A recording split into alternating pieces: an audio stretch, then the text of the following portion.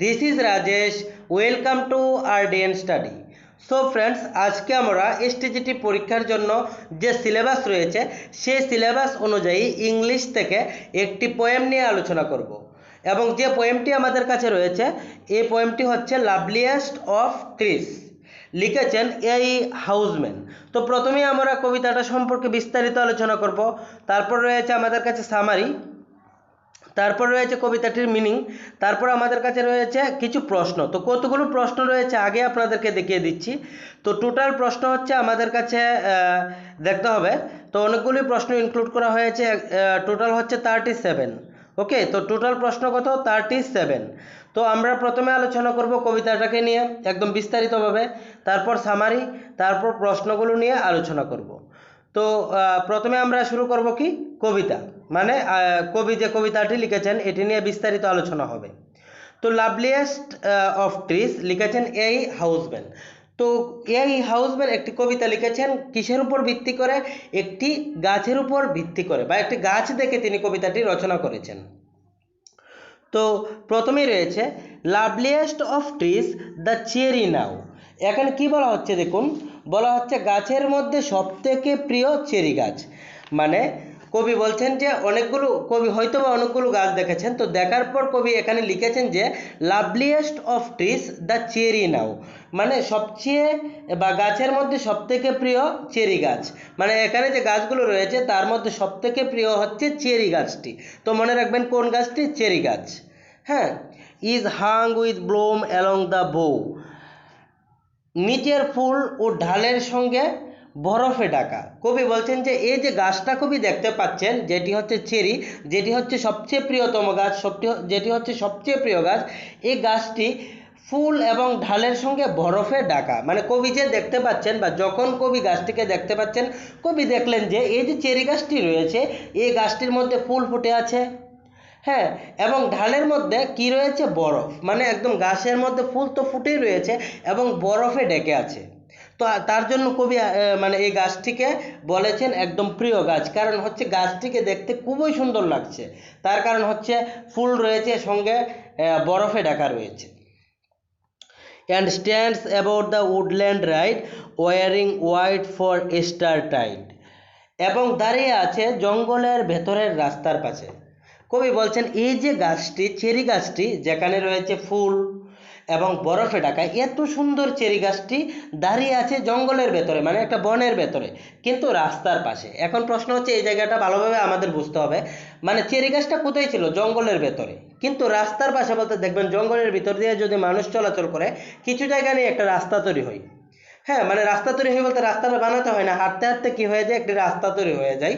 তো এই যে রাস্তাটার পাশে কিন্তু দাঁড়িয়ে আছে চেরি গাছটা, হ্যাঁ, কিন্তু এটা হচ্ছে জঙ্গলের ভেতরে। তারপর এখানে যে লাস্ট লাইনটা, এটা হচ্ছে wearing white for Eastertide. এখানে বলা হচ্ছে মনে হয় ইস্টারের অনুষ্ঠানের জন্য সাদা ড্রেস পরে আছে। কবি বলছেন যে এই যে গাছটা যেন মনে হচ্ছে ইস্টার টাইড হচ্ছে খ্রিস্টানদের একটা, হ্যাঁ, হোলি একটা উৎসব, পবিত্র একটা উৎসব। হ্যাঁ, তো এই যে কবি এখানে বলছেন এই যে পবিত্র উৎসব খ্রিস্টানদের ইস্টার টাইড, তো মনে হচ্ছে যেন ইস্টার টাইডের জন্য এই গাছটা একটা কি পরে আছে, মানে সাদা একটা ড্রেস পরে আছে। আচ্ছা বলুন তো, এখানে লাল ড্রেস কেন বলা হলো না, সাদা ড্রেসই বা কেন বলা হলো? তার কারণ হচ্ছে ফুল তো ফুটে আছে, সঙ্গে কি হয়েছে? বরফে ঢেকা আছে। তো বরফ থাকলে কি লাগবে? সাদা লাগবে। তো এই সাদা গাছটিকে বা এই চেরি গাছটিকে কিসের সঙ্গে তুলনা করেছেন? বলেছেন যে এই গাছটি সাদা ড্রেস পরে আছে এবং ওয়েট করছে কিসের জন্য? ওয়েট করছে ইস্টার টাইডের জন্য। আর মনে রাখবেন ইস্টার টাইড হচ্ছে খ্রিস্টানদের একটি পবিত্র, হ্যাঁ, বা হোলি ফেস্টিভ্যাল অফ খ্রিস্টানস, মানে পবিত্র একটা উৎসব খ্রিস্টানদের জন্য। তারপরে দেখুন আরো সুন্দরভাবে বর্ণনা করেছেন, কবি হচ্ছেন প্রকৃতিপ্রেমী। তো কবি তার জীবন নিয়ে এখানে বর্ণনা করেছেন। প্রথম স্টেঞ্জাতে কবি গাছটির বিউটি নিয়ে আলোচনা করেছেন, গাছটি কিরকম সুন্দর, কোন জায়গাতে দাঁড়িয়ে আছে, গাছটিকে দেখতে কেমন লাগছে, কিসের জন্য ইস্টার টাইডের জন্য অপেক্ষা করছে, তো এই বিষয়গুলো নিয়ে। তো এখন যে আমাদের কাছে সেকেন্ড যে স্ট্রেঞ্জার রয়েছে এটি খুবই গুরুত্বপূর্ণ, এখান থেকে অনেক প্রশ্ন আসে এবং আমাদেরকে ভালোভাবে এই কবিতাটা বুঝতে হবে, পরীক্ষার মধ্যে প্রশ্ন আসলে যেন আমরা আনসার করতে পারি। দেখুন এখানে লেখা আছে, now of my 70 years and 10, 20 will not come again. কবি বলছেন এখন আমার 70 বছরের মধ্যে 20 বছর আর ফিরে আসবে না। তো এখানে লিখেছেন দেখুন নাও, নাও মানে এখন, of my 3 score years and 10, 3 score মানে 1 স্কোর হচ্ছে 20 ইয়ার্স, কত ইয়ার্স 20, তাহলে 3 স্কোর কি 20 ইন্টু 3 হবে, তাহলে আমাদের কাছে আসবে 60 ইয়ার্স, প্লাস এখানে বলছেন আরও 10 ইয়ার্স, তাহলে 60 প্লাস 10, 60 প্লাস 10 কত হয়, 60 প্লাস 10 হচ্ছে 70 ইয়ার্স, কত 70 ইয়ার্স মানে 70 বছর, 20 উইল নট কাম এগেইন, 20 বছর তো আর ফিরে আসবে না। কবি এরকম কেন বলছেন, অ্যাকচুয়ালি কবি যখন কবিতাটা লিখছেন তখন কবির বয়স হচ্ছে 20, তো কবি বলছেন আমার তো 20 বছর মানে 20 বছর চলেই গিয়েছে, এটা তো আর ফিরে আসবে না। তো আমার কাছে যদি 70 বছর সময় থাকে, তো কবি 70 কেন বলছেন, বা অ্যাকর্ডিং টু দ্য বাইবেল মানুষের গড় আয়ু হচ্ছে 70 বছর, কবি গড় আয়ুটাকে ধরেই বলছেন যে যদি আমার লাইফ স্প্যান, আমার জীবন যদি 70 বছর হয়ে থাকে তাহলে তো আমার 20 বছর চলেই গেল, যদি 20 বছর চলে যায় আমার হাতে রয়েছে আর 50 বছর। তার জন্য কবি এখন কি বলছেন দেখুন, now of my 3 score years and 10, মানে এখন আমার হচ্ছে 70 মানে now of my 3 score years and 10 মানে 70 বছর, 20 উইল নট কাম এগেইন, তার মধ্যে 20 আর ফিরে আসবে না, কারণ কবি 20 বছরের সময়ই কবি কিন্তু কবিতাটা লিখছেন, তো 20 বছর তো কবির জীবন থেকে চলেই গেছেন। And take from 70 spring a score, it only leaves me 50 more, কবি বলছেন অ্যান্ড টেক ফ্রম 70 স্প্রিং, আপনি একটা কাজ করুন যে 70টা বছরের মধ্যে 70 স্প্রিং বা 70টা বসন্তের মধ্যে স্কোর নিয়ে নিন, 20টা নিয়ে নিন, কারণ হচ্ছে আমি যদি 70 বছর বাঁচি তার মধ্যে যদি 20 বছর আমার তো চলেই গেল, তাহলে আমার কাছে আর কত থাকবে, আমার কাছে থাকবে আর 50, তার জন্য বলছে ইট অনলি লিভস মি 50 মোর, আর আমার কাছে কত রয়েছে 50 রয়েছে, কবি বলছেন যে 70টা বসন্তের মধ্যে তো 20টা কমেই গেল, চলেই গেল, শুধু রইল 50 বছর বা 50টা বসন্ত। তো এখানে কবি নিজের জীবনের সম্পর্কে বলেছেন যে অ্যাকর্ডিং টু দ্য বাইবেল যদি গড় আয়ু 70 বছর হয় তার মধ্যে তো 20 বছর চলেই গেছে, আর ফিরে আসবে না। হ্যাঁ, এবং 70টা বসন্ত থেকে 20টা যদি কমে যায় তাহলে শুধু হাতে রইল আর 50টা বসন্ত, বা 50 বসন্ত বলতে বছর, 50টা বছর। কবি এই যে প্রকৃতির সৌন্দর্য, এই যে চেরি গাছের সৌন্দর্য উপভোগ করবেন, আর মাত্র 50টা বছর পাবেন, আর মাত্র 50টা বসন্ত পাবেন, এটা খুবই কম সময় কবির জন্য। প্রকৃতি সৌন্দর্য উপভোগ করার জন্য মানে কবি মনে মনে ভাবছেন, বা কবির যে একটা আইডিয়া, কবি বলছেন যে মানে এই যে 50 বছর কবির হাতে রয়ে গেছে, এটা খুবই অল্প সময় প্রকৃতির সৌন্দর্য উপভোগ করার জন্য। দেখুন থার্ড স্টেঞ্জা, তো এখন থার্ড স্টেঞ্জাটা একটু ভালোভাবে জেনে নেব। তো বলছে এখানে and seems to look at things in bloom, 50 springs are little room, কবি বলছেন এবং এই বিকশিত বস্তুর সৌন্দর্য দেখার জন্য 50টি বসন্ত কম হয়ে যাবে। কবি বলছেন এত সৌন্দর্য দেখার জন্য বা এই প্রকৃতির সৌন্দর্য দেখার জন্য 50 স্প্রিং 50টা বসন্ত কি আর লিটল রুম, মানে এখানে কিন্তু এখানে টাইমকে ইন্ডিকেট করছে, আর লিটল রুম মানে হচ্ছে এই 50টি বসন্ত কম হয়ে যাবে, মানে 50টা যে বসন্ত কবির কাছে রয়েছে, 50টা যে বসন্ত বা বছর কবির কাছে রয়েছে, এটা প্রকৃতির সৌন্দর্য বা এই যে বিকশিত বস্তুর সৌন্দর্য উপভোগ করার জন্য কবির জন্য কম হয়ে যাবে। কবি চাইছেন আরো বেশি সময় প্রকৃতির সৌন্দর্য উপভোগ করার জন্য। About the woodlands I will go to see the cherry hung with snow, আমি যাব জঙ্গলের ভেতর চেরিকে বরফের সঙ্গে ঝুলন্ত অবস্থায় দেখতে। কবি বলছেন about the Woodlands I will go, আমি এই উডল্যান্ডস, আমি এই জঙ্গলে যাব, আই উইল গো আমি যাব, to see the cherry hung with snow, কী দেখার জন্য, টু সি মানে দেখার জন্য, কি দ্য চেরি গাছটা যেটা একদম বরফে ঢাকা বা বরফের যে একদম ঢাকা হয়ে একদম নিচের দিকে ঝুঁকে আছে, এই গাছটাকে দেখার জন্য আমি আবার যাব, আই উইল গো।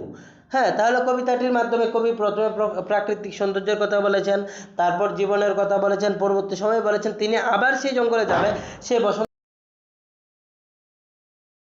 এখন আমরা সামারিটা নিয়ে বিস্তারিতভাবে আলোচনা করব।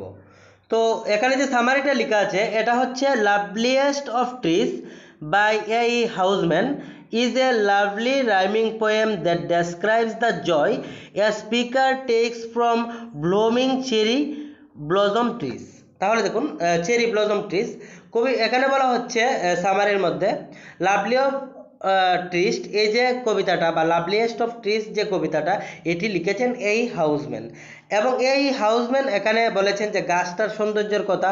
এবং এই যে কবিতাটা, এটা হচ্ছে একটা, হ্যাঁ, কি পোয়েম, প্রকৃতির বা প্রাকৃতিক যে বস্তু বা প্রাকৃতিক যে সৌন্দর্য, এটি নিয়ে লেখা। এবং স্পিকার এখানে যে গুরুত্বপূর্ণ বিষয়টি নিয়েছেন, এটি হচ্ছে যে চেরি গাছটি, যে গাছটির মধ্যে ফুল ফুটে আছে এবং সঙ্গে বরফে ঢাকা আছে, এটি নিয়ে কিন্তু কবি কবিতাটা স্টার্ট করেছেন বা লিখেছেন।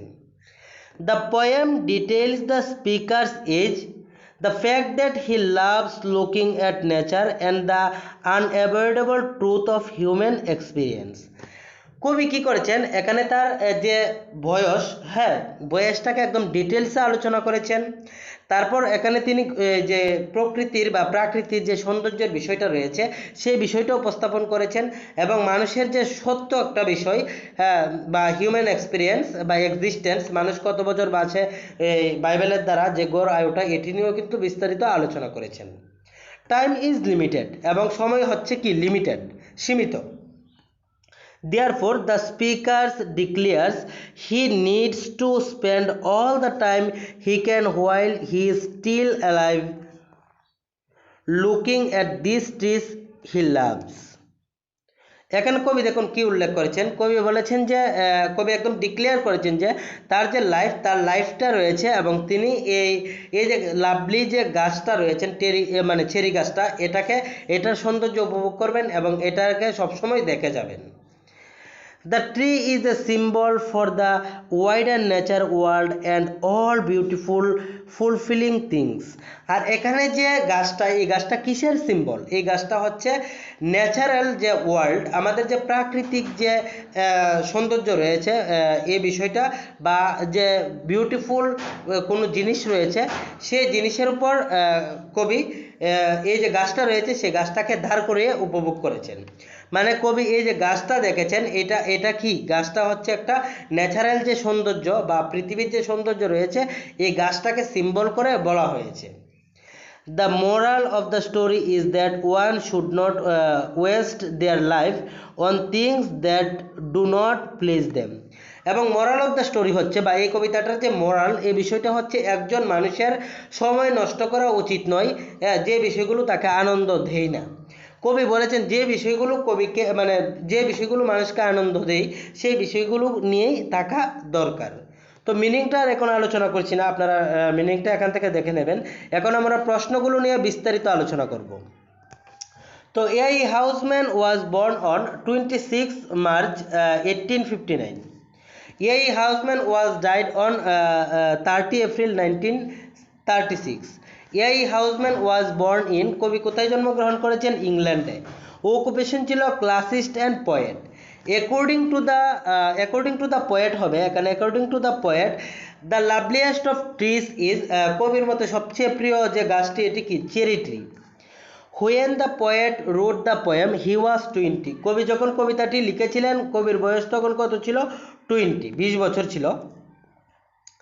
তারপর দেখুন, দ্য কালার হোয়াইট সিম্বলাইজ, এখানে যে কালার হোয়াইট, সাদা, এটি কিসের সিম্বলাইজ বা কি ইঙ্গিত করে? এটি হচ্ছে purity and peace. The words wearing white suggest tree is still covered with snow, মানে এখানে যে বলা হয়েছে ওয়ারিং হোয়াইট, একদম সাদা বস্ত্র পরিধান করা আছে, এটা কি সাজেস্ট করা হয়েছে? বলা হয়েছে যে এই যে গাছটা, এই গাছটা কিন্তু একদম বরফে ঢাকা আছে। হু ওয়ার্স হোয়াইট, মানে কে সেই সাদা কালারটা পরিধান করেছেন? এটা হচ্ছে the cherry tree. Wearing white, এখানে বলা হচ্ছে to celebrate the holy star.